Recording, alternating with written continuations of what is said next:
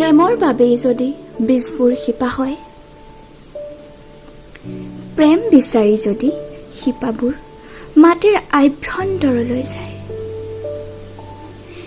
প্ৰেমৰ বাবেই যদি শামুকৰ খোলাবোৰ শংখ হয়,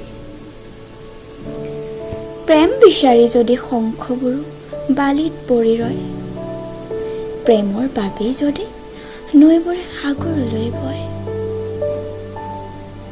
প্ৰেম বিচাৰি যদি সাগৰখন মেঘৰ সৈতে একান্ত হয়, তেনেহলে প্ৰেমৰ ওপৰত এটা নতুন সমীকৰণ প্ৰতিষ্ঠা কৰা হওক।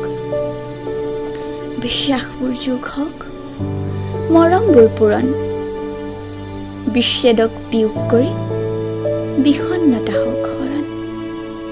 কিন্তু এটা কথা, যদি বিচ্ছেদ, বেদনা, বিষণ্ণতাই নাথাকে, তেনেহলে প্ৰেমৰ আচল মজা ক'ত?